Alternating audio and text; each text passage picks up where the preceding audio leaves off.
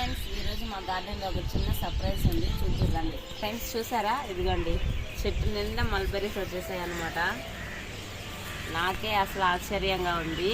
నేను ఊరిల్లు వచ్చేసరికి మంచిగా అంటే ప్లాంట్ నేను ప్రూనింగ్ చేసి వెళ్ళాను అనమాట. చెట్టుకి అసలు చెట్టు నిలవలేకుండా పడిపోతూ ఉందన్నమాట. దీనికి కొంచెము ఇక్కడ కౌమెను ఇచ్చాను, ఇదిగోండి ఇలా ఇచ్చేసి ఊరెళ్ళిపోయాను నేను. పాపము వాటర్ కూడా మార్నింగ్ మోసాను, అప్పుడే చూడండి ఎలా ఎండిపోయిందో. ఎండలు అంత విపరీతంగా ఉన్నాయన్నమాట. చూడండి, ఈ ప్లాంట్ అసలు పెంచుకోవడం అనేది చాలా ఈజీ. ఏం లేదు, ఈ కొమ్మలు ఆకులు ఉన్నాయి కదా, వాటన్నిటి మనం కట్ చేసేసి అలా పెట్టేసామంటే అప్పుడు మనకి మంచిగా ఈ ఫ్రూట్స్ అనేది వచ్చేస్తాయి అన్నమాట. పిల్లలు పెద్దలు ఎంతో ఇష్టంగా ఈ ఫ్రూట్స్ని తీసుకోవచ్చు. ఇది ఇలా ఉన్నప్పుడు మనకి పుల్లగా ఉంటాయి అన్నమాట. చూడండి, అసలు నాకైతే భలే ఇష్టం అనిపించింది. నేను కొన్నప్పుడు ఒక్క కాయ 2 కాయలు ఉన్నాయి.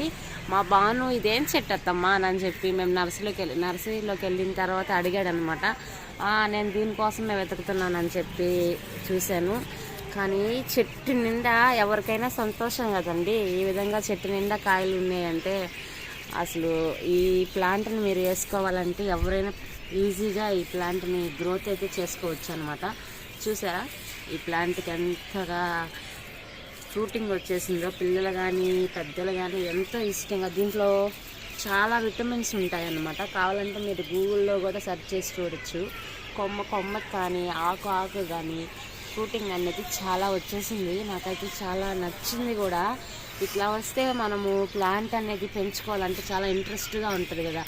అంటే ఒక్క కాయ కూడా కాయకుండా అలానే ఉండింది అనుకోండి, మనకు పెంచాలంటే అసలు ఇంట్రెస్ట్ అనేది ఉండదన్నమాట. చాలా బాగుంది కదా, చూసేదానికి కూడా అందంగా ఉంది. ఇలా మీరు ప్లాంట్ని అయితే పెంచుకోండి. దయచేసి ప్రతి ఒక్కరు ప్లాంట్లు అయితే పెంచుకోవాలని మనస్ఫూర్తిగా కోరుకుంటున్నాను. నా వీడియో మీకు నచ్చినట్లయితే షేర్ చేయండి, లైక్ చేయండి, సబ్స్క్రైబ్ చేయండి. Bye friends.